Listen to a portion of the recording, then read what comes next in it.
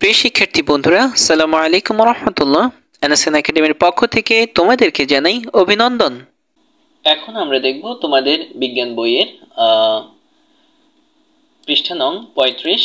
পৃষ্ঠা নং 35 এর মধ্যে আমরা এখানে প্রথমত দেখতে পাচ্ছি যে এখানে একটা আংশিক পার্ট আছে, যেটা ছিল হচ্ছে যে আমাদের 34 পৃষ্ঠার। এই 34 পৃষ্ঠার হচ্ছে যে চক 3 এর হচ্ছে যে শেষ অংশটুকু এখানে। তো এটা হচ্ছে যে আমরা 34 পৃষ্ঠার সমাধানের সাথে অলরেডি আমরা এটা করে ফেলেছি। তার মানে হচ্ছে যে আমাদের এখন 35 পৃষ্ঠায় আমরা সলভ করব হচ্ছে যে চক 4, এটা সমাধান করব। তো চক 4 সমাধান করার আগে হচ্ছে যে আমাদেরকে ইনস্ট্রাকশনটা বুঝতে হবে। ইনস্ট্রাকশনটা বুঝে তারপর হচ্ছে যে আমরা চক 4টা সমাধান করব। তো আমরা দেখি এখানে কি বলা আছে। এখানে বলা হয়েছে যে তোমার দলের প্রতিযোগী দড়ি লাফে পায়ের সঙ্গে দড়ির প্যাচ না লাগিয়ে কতক্ষণ খেলতে পেরেছে তা নিচের চক 4-এ লিখে ফেলো। তো তার মানে হচ্ছে যে তোমার দলে যে প্রতিযোগী ছিল সে দড়ি লাফ যে দিয়েছে সে হচ্ছে যে প্যাচ না লাগিয়ে সে হচ্ছে যে কতক্ষণ খেলতে পেরেছে, এইটা হচ্ছে যে আমরা এখানে এই চকের মধ্যে তুলতে হবে। তো প্রতিযোগীর নাম আমরা এখানে তুলবো, আর হচ্ছে যে মোট কতবার ঘুরিয়েছে পাক সংখ্যা, মানে হচ্ছে সে মোট কতবার ঘুরিয়েছে আমরা এখানে সেটা লিখবো। তারপর হচ্ছে যে কতক্ষণ খেলেছে সেটা সেকেন্ডে কত সেকেন্ড সে এটা কন্টিনিউ করেছে আমরা সেটা লিখবো এখানে।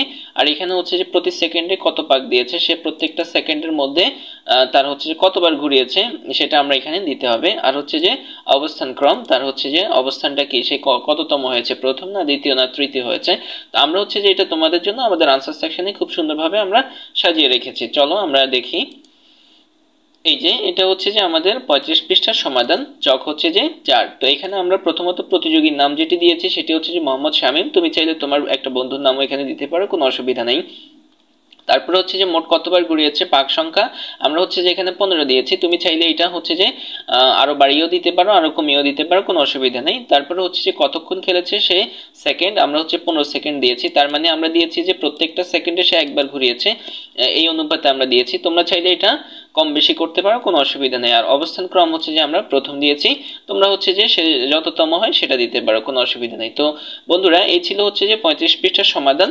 আর এর আগের যে অংশটুকু ছিল এটা হচ্ছে যে অলরেডি আমরা আমাদের 34 পৃষ্ঠার সমাধানের সাথে করেছি। তোমরা যদি এটা মিস করে থাকো তাহলে হচ্ছে যে আমাদের 34 পৃষ্ঠার ক্লাসটা করে ফেলো, তাহলে হচ্ছে তোমরা খুব সহজে এটা পাবে।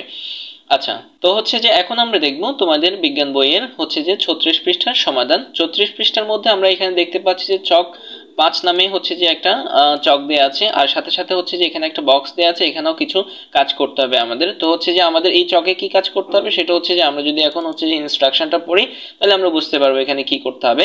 তো এখানে বলা হয়েছে যে তোমার দলের প্রতিযোগী ছোঁড়া বলটা কত দূরে গিয়ে থামলো তা নিচের চক 5-এ লিখে রাখবে। আচ্ছা, তার মানে হচ্ছে যে আমাদের দলে যে প্রতিযোগী হচ্ছে যে বলটা ছুঁড়েছে তার নামটা আমরা হচ্ছে যে এখানে দিব, আর হচ্ছে যে সে কতটুকু দূরত্বে নিতে পেরেছে সেটা হচ্ছে যে মিটারে আমরা এখানে লিখবো, আর হচ্ছে তার অবস্থান সে কততম হয়েছে সেটা এখানে লিখতে হবে।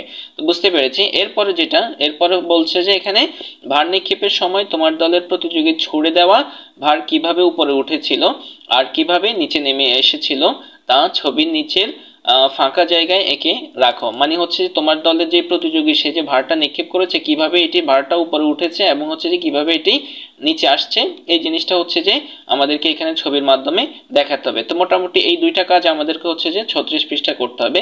আর এই দুইটা কাজই হচ্ছে যে আমরা তোমাদের জন্য আমাদের আনসার সেকশনে রেডি করে রেখেছি। এই যে আমাদের আনসার সেকশন, তো এখানে হচ্ছে যে আমরা রেডি করে রেখেছি। আমাদের ক্লাসগুলো যদি তোমাদের ভালো লাগে অবশ্যই হচ্ছে তোমরা কৃতজ্ঞতা বোধ থেকে আমাদেরকে একটি লাইক দিয়ে সাপোর্ট করতে পারো। তো প্রথমত হচ্ছে যে আমরা চক 5টা আমরা এইভাবে ফিল আপ করেছি যে মোসাম্মদ নাসরিন সুলতানা দিয়েছি আমরা, তোমরা চাইলে এটা নাম চেঞ্জ করে দিতে পারো। দূরত্ব মিটার, সে হচ্ছে যে 15 মিটার নিয়েছে, সে বলটা নিক্ষেপ করেছে যে সে 15 মিটার নিয়েছে, তার অবস্থান হচ্ছে সে দ্বিতীয় হয়েছে। এটা ছিল আমাদের এই চকটার সমাধান। আচ্ছা, এরপর হচ্ছে যে বক্সটা ছিল সেটা আমরা সমাধান এভাবে করেছি যে এই যে আমাদের দলের প্রতিযোগী নাসরিন সুলতানা যখন বলটা নিক্ষেপ করেছে সেটা এটা এভাবে উপরে উঠেছে এবং হচ্ছে যে এভাবে নিচে আসছে। এটা আমরা চিত্র দিয়েছি, চিত্রর ইয়েটা দিয়েছি হচ্ছে নিক্ষিপ্ত ভারের গতিপথ। তো তোমরা চাইলে এখান থেকে দেখেও তোমরা এই চিত্রটা তোমরা ওই বক্সের মধ্যে এঁকে ফেলতে পারো, অথবা তোমরা চাইলে আরো সুন্দর করে একটা চিত্র আঁকতে পারো। এখন আমরা দেখব তোমাদের বিজ্ঞান বইয়ের পৃষ্ঠা নং 37। তো পৃষ্ঠা নং 37-এর মধ্যে আমরা দেখতে পাচ্ছি যে এখানে একটা ইনস্ট্রাকশন দিয়ে কিছু কাজ দিয়েছে। তো আমরা যদি ইনস্ট্রাকশনটা পড়ি আমরা এখানে দেখতে পাচ্ছি যে বলা হয়েছে তোমার আঁকা ছবিতে বলটি সোজা সামনের দিকে না গিয়ে বারবার নিচের দিকে বাঁকা হয়ে পড়লো কেন? তার মানে আমরা যে ছবিটা এঁকেছি, এই যে আমরা যে ছবিটা এঁকেছি এই ছবির মধ্যে বলটি সোজা, এই যে সোজা না গিয়ে কেন কেন নিচের দিকে পড়ছে এই জিনিসটা আমাদেরকে হচ্ছে যে এখানে ব্যাখ্যা করতে হবে। এটাই মোটামুটি এই কাজটা। তো হচ্ছে যে তোমার ধারণা নিচে টুকে রাখো। তো এটাও হচ্ছে যে আমরা আমাদের আনসার সেকশনে খুবই সুন্দরভাবে তোমাদের জন্য সাজিয়ে রেখেছি। এই হচ্ছে আমাদের 37 পৃষ্ঠার সমাধান।